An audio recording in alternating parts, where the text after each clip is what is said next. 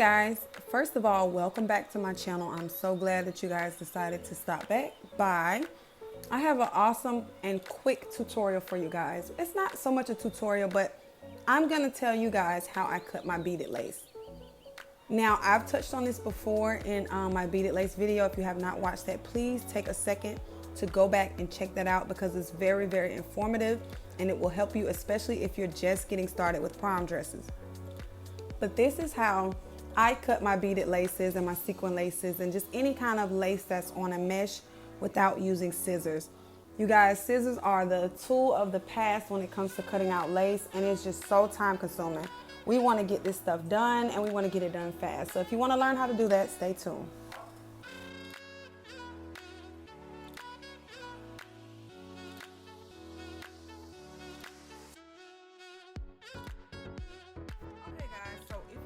My video that I did before on how to sew beaded lace, then you know that I briefly touched on how I cut my beaded lace out, but I wanted to kind of go in depth into that with a quick video really quick for you guys because I do get a lot of questions. Most of you may already know, unless you're new to sewing gowns and cocktail dresses and all those type of high-end garments, that your lace comes like this. I've had so many people ask me questions like, what type of fabric is that you use? Because when they see the lace that we have hand sewn on bodices, they think that it automatically comes like that, but it does not. You have to cut it out and you have to sew it on. I'm gonna show you guys how I cut out my beaded and embroidered laces. It's very, very easy. It's a lot faster and more accurate than using scissors. I hate using scissors. It takes so freaking long. So this is a wood burning tool that I got from Joann, and I think I spent maybe, I can't remember the exact amount, but it was between $5 and $15 bucks. Like, it's not expensive at all. It's very simple to use. It does not have a heat setting on it. It just has an on and off, and it comes with certain tips. I chose to put this tip on here, which was the more pointed tip. It came with about 5, I think, but I chose to use the pointed tip because it's easier to get the precision that I want.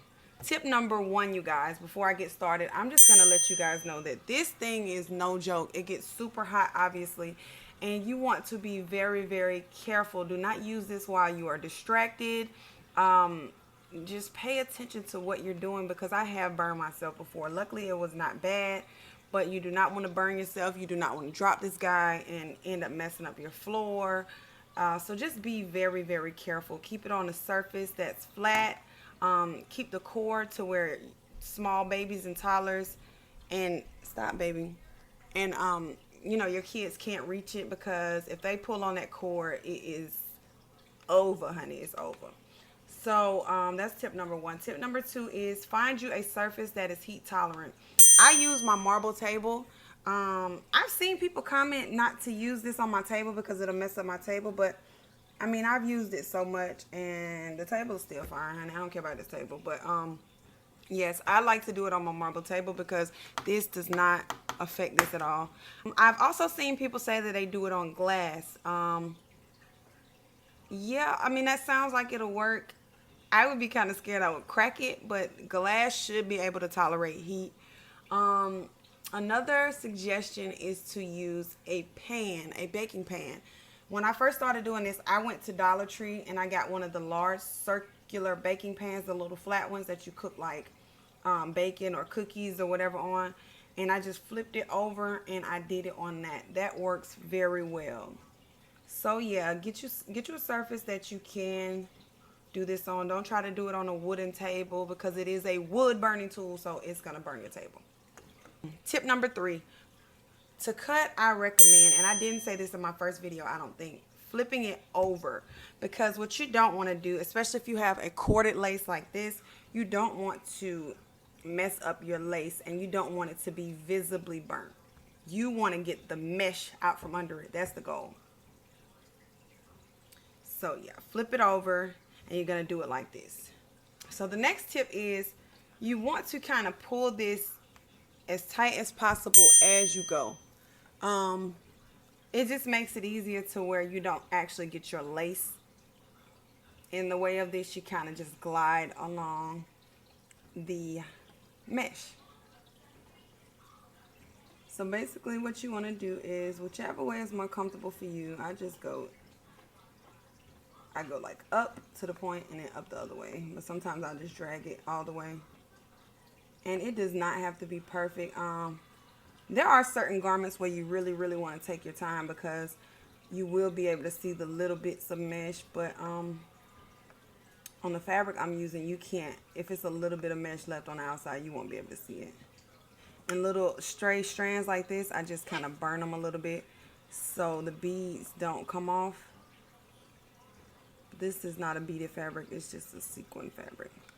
So you want to keep in your point as straight as possible because you will get a lot of smoke if you have it like this to where it's burning on the whole entire tip of the tool as opposed to just the slight, you know, the edge. So you'll get a lot of smoke, so you just want to kind of keep it as straight as possible. You want to go all the way around. Now if you decide that you want to cut your appliques in half, or maybe you want to get several pieces out of each applique, then this is the perfect tool because you won't disrupt your beads. I mean, you'll still have some beads shedding. That's obvious with any type of cutting of appliques, but it won't be as much because this thing will kind of seal off your threads. It'll kind of burn them so they don't pull through the fabric and the beads fall off. Okay, so when you do that, another tip is if you see a part that's not coming up, do not just yank it. Just go back over that part slightly, especially if you have beads, because when you do that and you yank it, your beads will fly everywhere. Like this. You see how that's stuck? I'm going to go back and I'm going to gently go over that spot. Okay, so again, this right here may be fine for certain fabrics, but if you have fabrics that it would be very visible, the mesh, you also want to go in, let me flip this back over, and you want to cut out the big portions of mesh. It does not have to be absolutely perfect, but for example, I have a glitter stone that I'm working with right now, and glitter stone is basically just another name for glitter mesh. But I don't like when the mesh covers up the glitter because it's like it'll be super sparkly right here, and then the mesh will kind of make it dull in certain spots. So I will go in and kind of tap a little bit of that out like that. And this really doesn't have to be perfect in between these parts. Okay, so this is good. Like I said, if you want to cut it into two pieces, then find where it's the most separation, where it makes sense.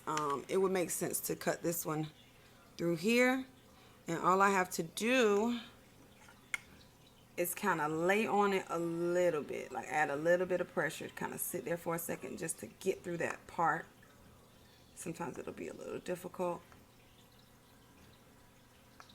And see, if it burns, it will likely just burn on this side since you have it flipped. Now we have two pieces. If you have a fabric where it contrasts and you will be able to see, let me show you. Okay, let's just say we're sewing, we would not be sewing this blue lace on here because this is hideous, but let's just say we're sewing this on here, and I don't know if you guys can see, but you can kind of see the burnt edge and you can see the little extra pieces.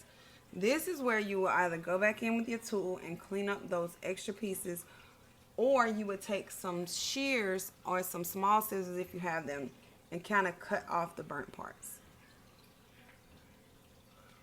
So this is how I cut my beaded laces, my embroidered laces, my sequin laces, all of that good stuff.